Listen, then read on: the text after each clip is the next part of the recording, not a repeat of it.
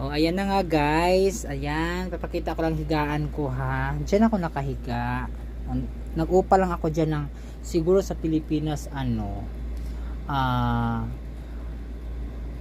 magkano ba yung 4,000 reals?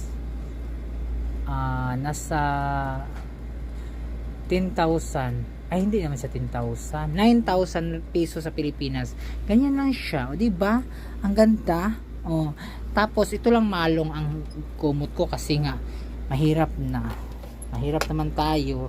O, diba? O, nilagyan ko siya ng lace. Para kunyari, mayaman. O, diba?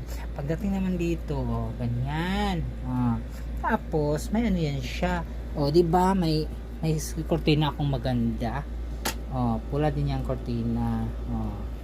Tapos, ang dingding yan guys. Ayan.